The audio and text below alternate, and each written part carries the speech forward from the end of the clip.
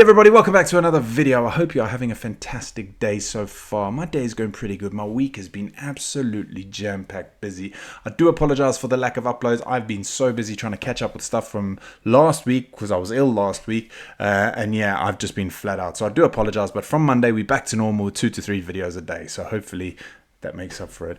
Anyway, today we are reacting to Meet the X-47B, America's $1.5 billion stealth drone. Now, I love drones, and I realize we've never done a drone video on this channel before, which I have no idea why, so we are going to be checking it out. From the thumbnail, it looks awesome. Awesome and scary. It reminds me a lot of the B-2 bomber, and you'll see why. Hopefully, that's what that is. Sometimes this channel puts different machines on its thumbnails, but it looks very much like the B-2. So we're going to be checking that out. But before we do, if you haven't done so already, please make sure you hit the subscribe button. And if you're feeling extra frisky, you may as well get the video a like as well. And without further ado, let's check out this X-47B. Oh yeah, you see? Looks a lot like the B-2. Meet the X-47B, America's $1.5 billion stealth drone.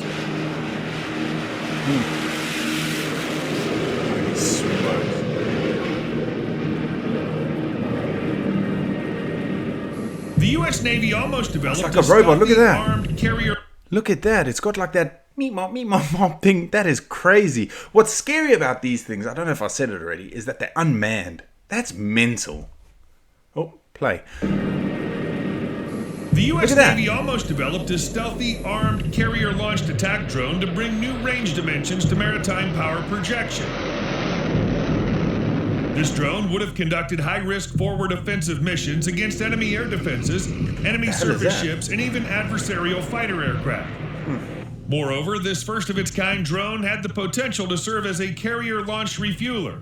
The drone was based on the Northrop Grumman-developed X-47B demonstrator aircraft, which had already achieved a significant milestone of landing autonomously on an aircraft carrier as part of the Navy's Unmanned Carrier-Launched Airborne Surveillance and Strike, or UCAS program. Despite the achievement, extensive debate and programmatic deliberation led to the cancellation of the UCAS program. Instead, the Navy opted to develop a less stealthy and unarmed refueler drone called the MQ-25 Stingray. That looks like a beast as well.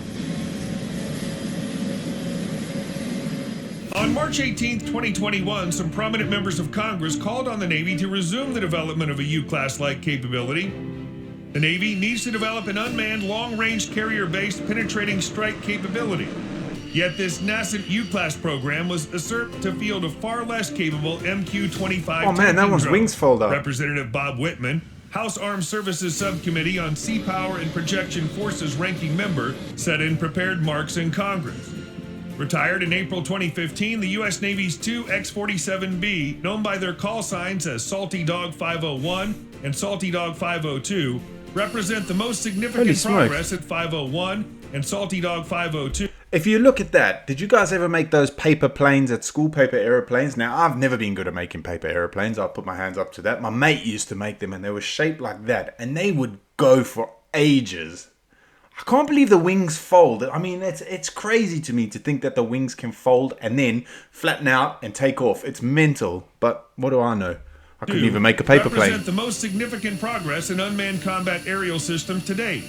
With its distinctive, sleek, stealthy, tailless profile, the aircraft has become a poster child for the future of military drone technology. But how did the program come about? And why was the Salty Dog retired? I love that, the Salty Dog. Northrop Grumman took an ambitious approach, starting with the construction of a small proof-of-concept demonstrator called X-47A Pegasus, which it funded entirely on its own. The X-47A fulfilled Northrop Grumman's objectives with its first and only flight in April 2003. Or manta ray. The company then designed a much larger aircraft for the naval version requirement, the X-47B. 6 years since the X-47B began development, Northrop Grumman finally received a contract to build two X-47Bs, and that time military drones had become much more prominent as a result of the success of the MQ-1 Predator and MQ-9 Reapers in Afghanistan and Iraq. I need to check those ones out, because those are what I think of when I think of drones, because those are the ones that have been most televised, if you want to say that, maybe. They've been over the news and that the most, as those ones. They look awesome as well. They look The mean development as. costs were quite Little significant, Hornets. reaching nearly $1.5 billion by 2015. The program meshed well with evolving Navy requirements. One such requirement was that the drone be capable of long-range strike missions, reflected the Navy's new China-centric strategic orientation, including increasing anxiety over advances in Chinese anti-shipping technologies that would require the U.S. Navy to have the ability to launch attacks from a greater range.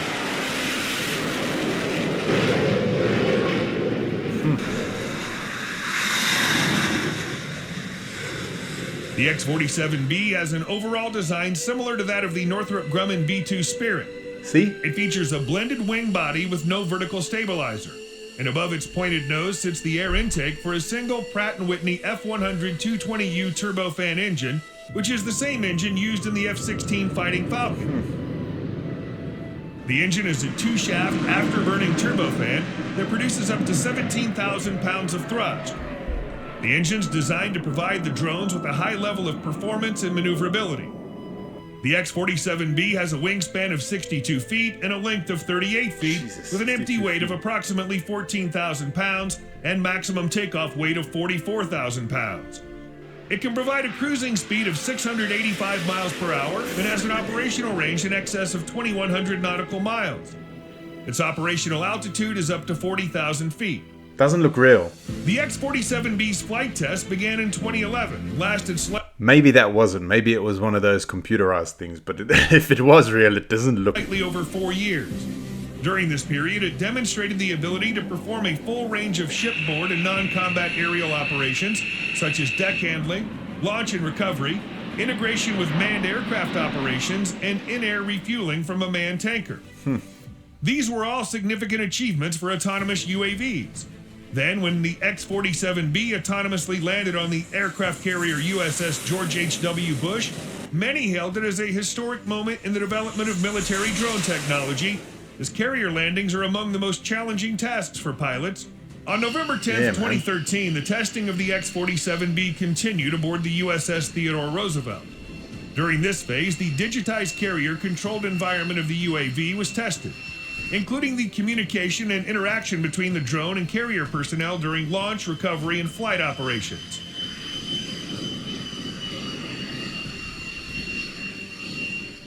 Besides that, on August 17, 2014, the X-47B made history by taking off and landing on Theodore Roosevelt alongside an FA-18 Hornet, marking the first time a UAV operated in conjunction with manned aircraft aboard an aircraft carrier.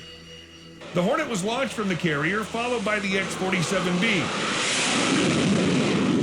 That's insane. After a brief flight, the X-47B touched down and immediately took off again to verify system behavior.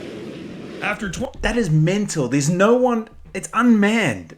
That is crazy to me. And he literally just said how hard the aircraft landings in that are. And that's when there's a pilot. This thing is unmanned. What a freaking machine. 24 minutes, the X-47B landed on the flight deck and taxied away to make room for the Hornet to land. The demonstration met all test objectives and marked the X-47B's 5th test period at sea. The drone had completed 8 catapult launches from the carrier, 30 touch and goes, and 7 arrested landings aboard the George H.W. Bush and Theodore Roosevelt. Additionally, nighttime taxi and deck handling operations were performed for the first time. The X-47B met its objective of performing launches and recoveries at 90-second intervals with manned Hornets. In April 2015, the X-47B achieved another milestone by successfully conducting the world's first autonomous aerial refueling with an Omega Air KC-707 tanker over the coast of Maryland. So freaking crazy. This marked the completion of... Everyone out there is like, oh, ChatGPT is amazing, amazing. Look at this freaking thing. This thing is awesome. All primary demonstration tasks required of the drone. It was within limits 20027, and that was at time 55, so it's staying pretty strong. It may go over. Although the X-47 successfully proved that a carrier air wing could operate a large drone, the ability to operate in a contested high-threat and dynamic environment, which is the Navy's ultimate goal for a carrier-based combat drone, is much more challenging. Since the X-47B program did not include any weapons or intelligence, surveillance, and reconnaissance ISR tests, It failed to validate the unmanned combat air vehicle's survivability in a range of contested threat environments, nor did it establish which missions would be best suited for such technologies. At this point, the program's conclusions suggest that while impressive, the existing core technologies present in the X-47B may have some way to go before they can support autonomous combat operations. In February... How do you test that, though, without actually being in a combat situation? Do you know what I mean? Like, so it's a pretty hard thing to test. I suppose it's quite scary as well, because when you need to test it is when the shit hits the fan, really. But I'm so impressed by this thing. I think it's awesome. And the fact that the wings fold, like, to make storage, I don't know, that might be nothing to you, but for me, that is, like, crazy. It's so crazy. 2016, the Navy decided to repurpose the X-47B from a surveillance and strike aircraft into a reconnaissance and aerial refueling drone with limited strike capability. The change followed a top-level review and restructuring of the now-defunct UCAS project. In its stead came a much less ambitious competition to supply a carrier-based drone tanker. This was known as the Carrier-Based Aerial Refueling System, CBARS program, which Boeing won and Northrop Grumman suddenly elected not to compete in, even though at least one of the X-47Bs was equipped with a refueling pod in preparation for the tender. Oh, that's a refueling The adventures pod. of the X-47B I thought it was a bomb. They've been stored at the company's sprawling Plant 42 I suppose it could be used as a bomb if it's full of bloody fuel. facility in Palmdale, California, where they remain to this day. It's deeply regrettable that the X-47B never entered service, and as a result, the Navy took a step back. However, a new drone, the MQ-25 Stingray, is scheduled to join the fleet in 2026 as an aerial refueling drone. 2026. While this is a significant advancement that will extend the reach of manned aircraft, it may not be the type of drone that fighting enthusiasts had in mind. Thank